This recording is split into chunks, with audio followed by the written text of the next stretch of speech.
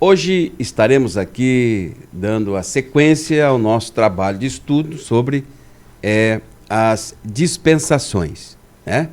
Estivemos já falando sobre a primeira dispensação, a segunda, a terceira, a quarta, a quinta, né? Hoje nós vamos estar falando sobre a sexta dispensação, ou seja, dispensação da graça.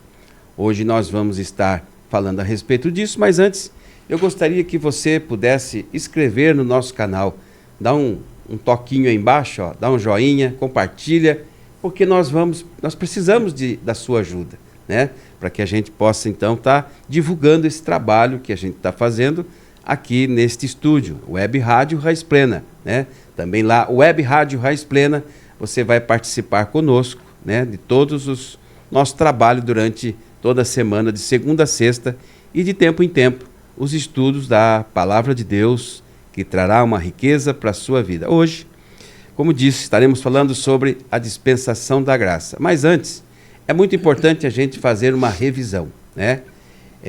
A gente teve aí momentos que pudemos ver a dispensação da inocência, consciência, governo humano, que foi a terceira. A quarta dispensação é promessas, né? E a quinta é a lei. E depois a graça e milênio. Agora nós vamos falar sobre a graça. Antes de falar sobre a graça, eu gostaria de ler um texto aqui da Palavra de Deus, que está lá em Tito, no capítulo de número 2, que diz assim: porque a graça de Deus se há manifestado, trazendo salvação a todos os homens, ensinando-nos que, renunciando à impiedade e às concupiscências mundanas, vivamos neste presente século sóbrio, justa e piamente, aguardando a bem-aventurada esperança e o aparecimento da glória do grande Deus e nosso Senhor Jesus Cristo, o qual se deu a si mesmo por nós para nos remir de toda iniquidade e purificar para si um povo seu especial, zeloso de boas obras, né? Então, aqui está comigo também nesta noite, ou seja lá como você estiver neste dia ou nesta tarde, né? Dependendo do momento que você vai estar nos ouvindo, mas enfim, pastora Fátima, que também vai estar participando comigo, né? Está conosco aqui também na técnica, nosso querido irmão Emanuel, né? Que tem aí trabalhado, gosta demais desse trabalho, e a gente está junto aí nesse propósito. Muito bem, falando então sobre a graça, nós queremos, antes de entrar no tempo da graça, na dispensação da graça, um pouquinho finalizando a lei, né? A lei. Uhum. O final da lei foi quando, né, a gente sabe que o nascimento, não é isso, pastor? Né, você lembra quando você falou a respeito da lei? A lei, ela fechou, ela terminou quando Moisés ele foi para o monte, né? Monte Sinai, né? E ali ele estabeleceu as tábuas da lei, né? Sim. Daí começou o estatuto das leis. Certo. Começou ali, terminou ali. E aí então veio, né, as leis, como eu disse, pastor, ela tem 613 itens. E o homem não pode sequer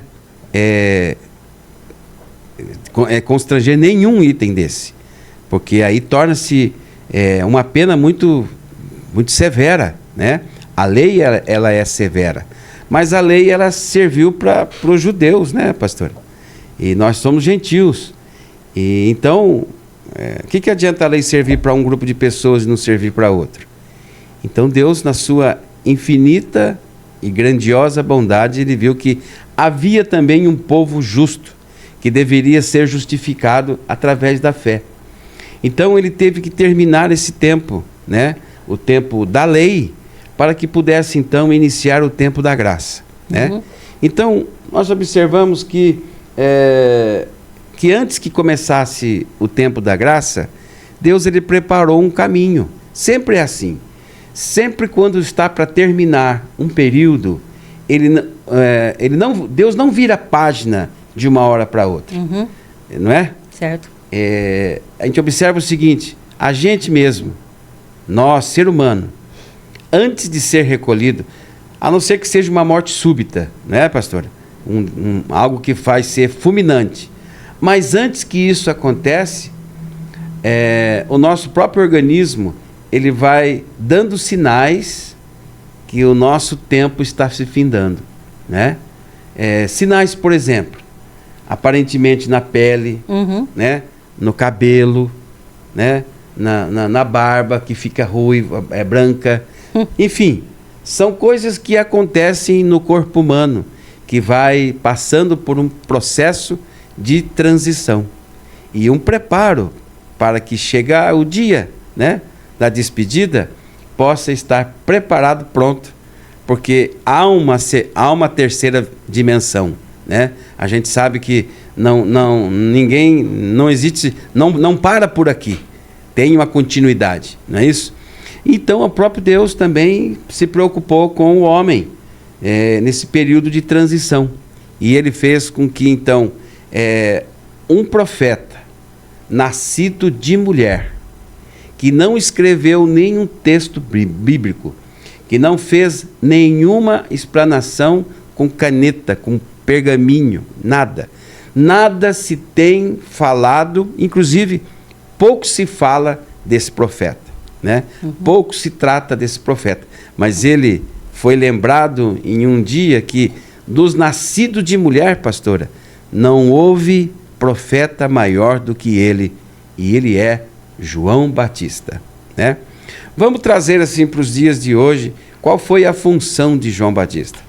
João Batista, ele foi aquele, vamos dizer assim, aquele trator que limpou o caminho, né? É isso aí. Que abriu a estrada, aquela lâmina que colocou ali naquele chão e foi passando e caminhando, para que então pudesse preparar este caminho para aquele que de fato ia fazer a pavimentação dessa estrada. Pavimentação é um livre acesso, pastor. Mas alguém tem que quebrar essa picada de estrada, né? Então João Batista, ele teve essa função por um período. E João Batista, pastor, não foi para a cidade falar. Ele foi para o deserto. Ele foi para o deserto. E lá no deserto, ele conseguiu falar sobre a vinda do Filho de Deus. E ele preparou esse caminho. E João Batista, pastor, ele também tinha os discípulos dele, né? Sim, tinha os discípulos. E que até quando um dia ele esteve preso, né, estava já para ser decapitado, ele enviou 2 dos discípulos para que pudesse falar com Jesus.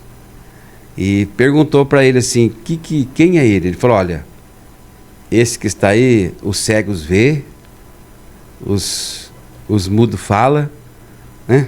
os paralíticos andam. Então ele disse assim, ele é o Messias, né? Ele é o Senhor. Então João Batista, que estava lá preso, né, recebeu uma notícia de fato que aquele que ele preparou, na realidade ele era primo, né? Primo de Jesus. João Batista foi o último profeta da lei, né? Porque então, quando João Batista ele chegou, né, quando ele nasceu, ainda estava no tempo da lei. Então ele foi o último profeta da lei. E não houve ninguém maior que ele, né? Ele era primo de Jesus, né? Primo de Jesus. Ele não escreveu nenhum livro, pastor, né? Conforme eu disse. Agora, como que chegou então esse ponto de nós sairmos da lei e entrar para a graça de Deus? Vamos lá. Um dos que nós acabamos de ver aqui no livro de Tito, que ele fala a respeito exatamente que a vinda do Senhor Jesus é para que nós tivéssemos vida e vida com abundância, né? O que é vida com abundância? É ser separado e entender o que de fato as coisas que acontecem nesse mundo, né? Eu me lembro até que alguém disse em um determinado momento que gostaria de conhecer o Apocalipse, né? Queria saber o que é o Apocalipse. Ninguém vai aprender o Apocalipse, pastor, se antes não souber quais são o processo que existe para chegar até lá. E os processos que tem para chegar até lá são as dispensações, que são que foram estudiosos, estudiosos, teólogos, né? Porque é uma escatologia, né? É um estudo escatológico, não é isso? Isso mesmo. Então, para poder então entender passo a passo. Nem tudo que às vezes a gente vê assim, fala assim, olha, isso aqui que nós estamos vendo vai acontecer exatamente dessa coisa. Não, é uma forma simbólica do que vai fazer. Alguém pode me dizer o que é um dragão de 10 cabeças? Então, alguém já viu isso? É figurado, né? É uma coisa figurada, mas isso tem um sentido no reino do Espírito. Tem. No reino do Espírito que acontece. Então, todas as coisas que acontecem no plano material, pastora, primeiro tem que acontecer no plano espiritual. E aqui, para que a gente possa então estar dando mais uma continuidade sobre o tempo da graça, né? Da graça de Deus, que tinha que ter essa transição, né? Alguém tinha que cumprir a lei dos homens. Você acha que nós conseguiríamos cumprir a lei? A lei de Moisés? Não. Ninguém cumpriu. Não conseguia. Ninguém cumpriu a lei. Os doutores da lei, né, os fariseus... Escribas, fariseus. Escribas, eles estudavam a lei, né? Estudavam e faziam até Jesus cumprir, até cobravam de Jesus para ele cumprir corretamente ao pé da letra, né? Tanto que quando Jesus ele pegou a mulher em adultério, né? Eles pegaram a mulher em adultério, eles queriam que Jesus apedrejasse ela. E ele foi condenado porque ele não fez isso, né? O que Jesus fez? Começou a escrever no chão, né? E quando eles chegavam perto de Jesus e via o que Jesus estava escrevendo no chão, iam se retirando um a um, né? Era costume, no tempo da Páscoa, pastor, é costume de todo judeu, eles participarem primeiro do sangue, ou seja, do fruto da videira e depois do pão, né? E no dia que Jesus fez a sua última ceia, ele primeiro deu o pão, né?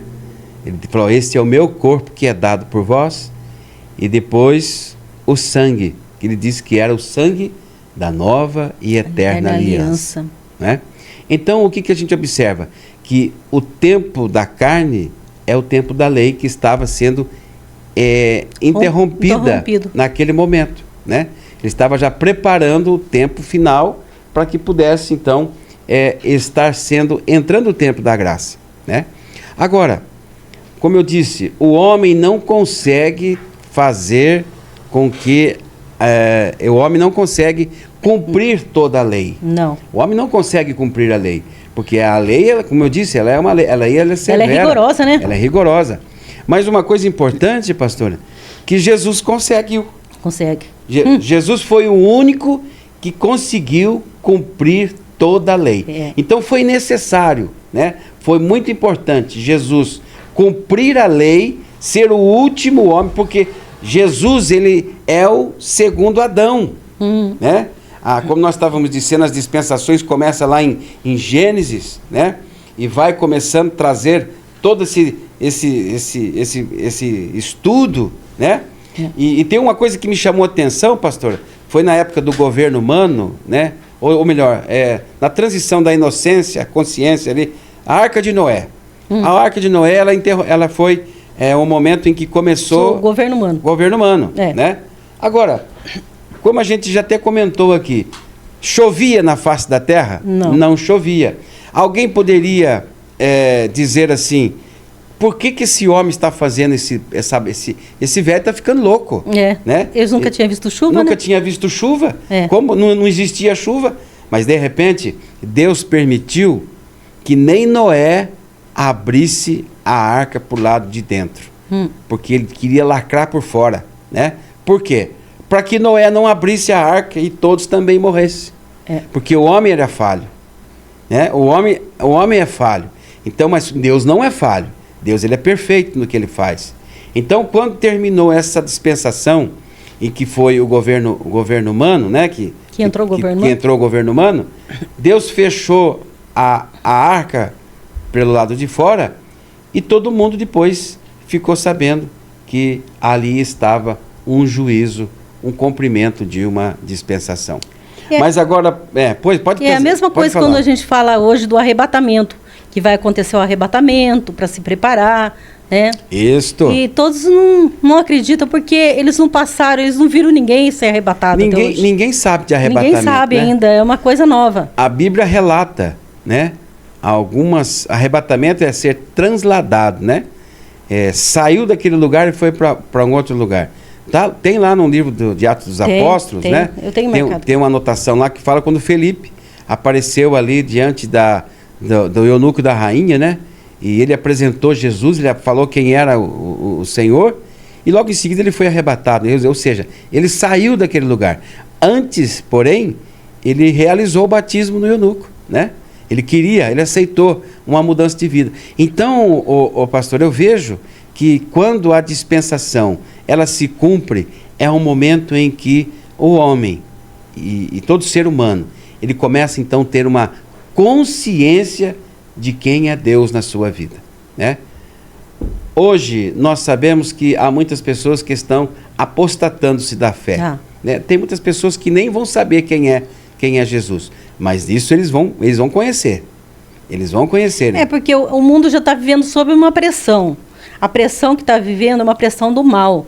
E essa pressão do mal que ela está para o lado de fora, ela está pressionando as pessoas, né? E elas não estão resistindo e elas estão se contaminando e estão entrando em apostasia, né? Tanto que não existe mais amor entre pai e filho, entre líder, o seu líder religioso, as pessoas não têm mais amor, né? As igrejas estão se esfriando, mas a palavra diz que tudo isso tinha que acontecer mesmo, para que manifestasse o homem da impiedade, né? Manifestasse o anticristo, porque vai chegar o tempo dele, né?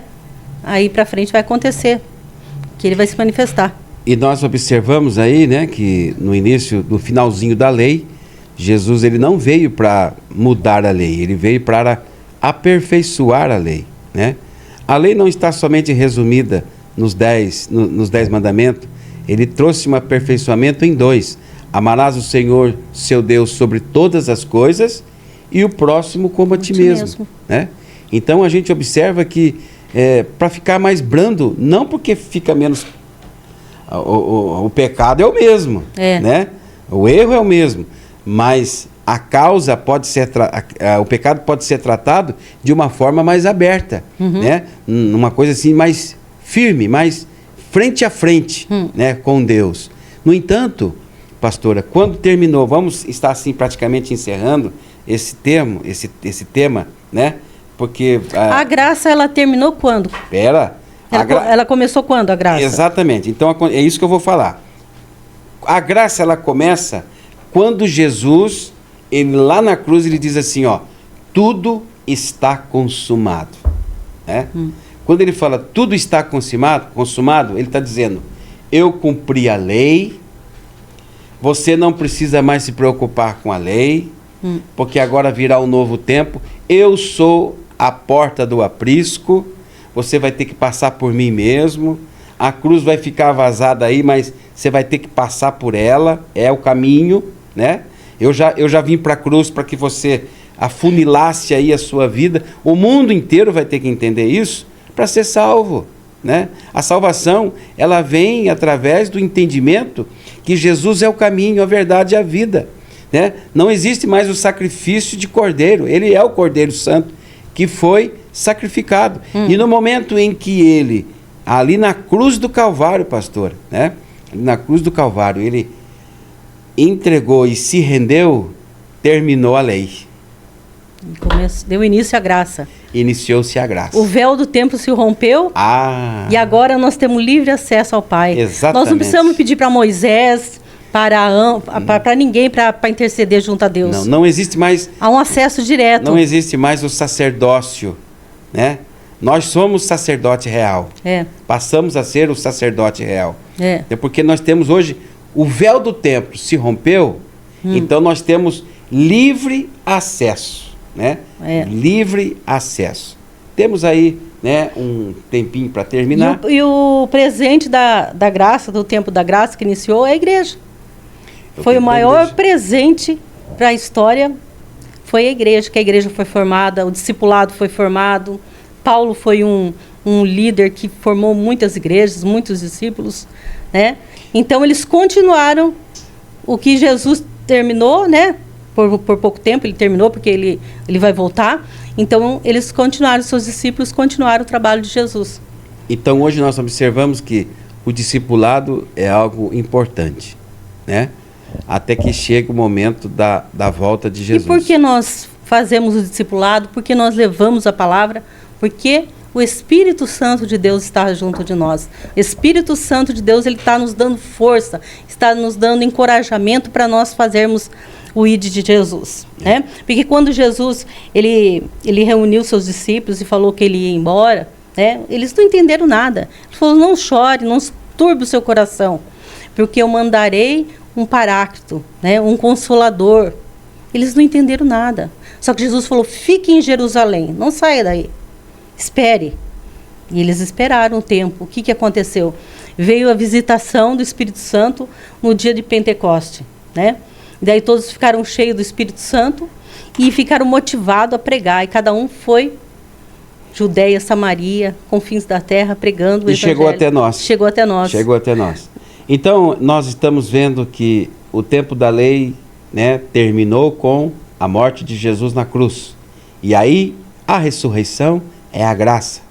Estamos vivendo o tempo da graça. Agora, daqui a uns instantes, nós vamos ter um outro estudo que vai falar sobre o que é o milênio, né? A pastora Fátima vai estar falando a respeito de milênio, né?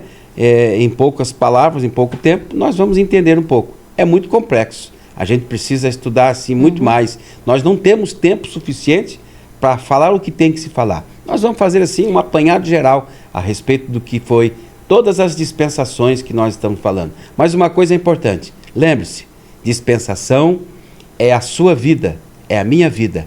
São períodos da nossa vida que nós mudamos e vai chegar até o milênio, né? São 7 etapas da nossa vida. Inocência, consciência, governo humano, promessa, lei, graça e milênio, né? Eu posso dizer algo, pastor? Bem rapidinho, pode dizer, pastora. Em 1 Tessalonicenses fala claramente a respeito do arrebatamento, né? Então, a graça vai terminar com o arrebatamento, vai fechar a porta no arrebatamento, né? Então, ela fala lá em 1 Tessalonicenses, né? 4 fala assim, eu vou ler no 14. Porque se cremos que Jesus morreu e ressuscitou, assim também aos que em Jesus dormem, Deus os tornará a trazer com ele.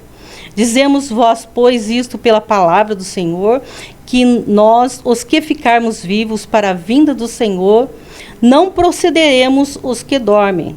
Né?